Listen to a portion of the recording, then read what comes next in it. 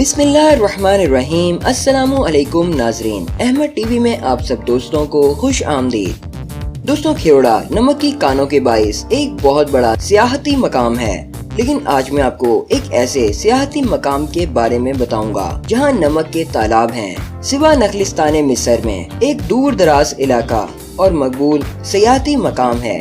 इसकी मकबूलियत में इसके एक छोटे से इलाके में कायम नमक के तालाबों का बहुत ज्यादा किरदार है। इन तालाबों के नीले पानी में लोग तैर भी सकते हैं। सिवा के इलाके में देखा जाए तो नमक रहमत भी है और जहमत भी। बरसों पहले लोगों को अंदाजा हुआ कि वो नमक की तिजारत से पैसे कमा सकते हैं। नमक की कानकुनी से नमक के ये तालाब वजूद में आए, जिसके लिए ये नखलिस्तान अब बहुत मकबूल है। यहाँ नमक से बनाई गई अशिया जैसे मुजस्मे और लैंप वगैरह भी सयाहों में बहुत मशहूर हैं, लेकिन सयाहों की ज्यादा तवज्जो कुदरती नमक के तालाब पर होती है।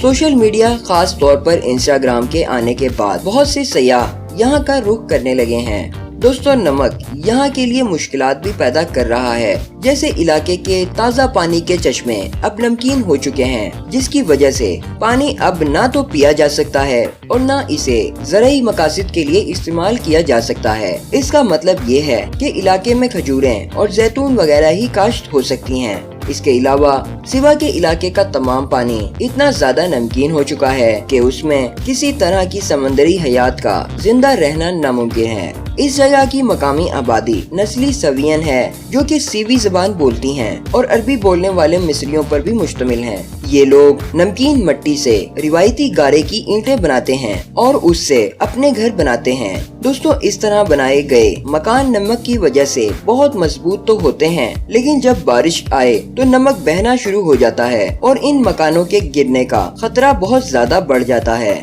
इलाके में नमक के तालाबों में इतना ज्यादा नमक होता है कि सयाहों को तैरने के लिए किसी किस्म की जद्दोजहद नहीं करना पड़ती और वो बेहिस्सो हरकत भी तैर सकते हैं। पानी में नमक की ज्यादती की वजह से सयाहों को कहा जाता है कि वो 25 मिनट से ज्यादा तालाब में न रहें, क्योंकि इससे उनकी स्किन खराब होने का अंदेशा रहता है।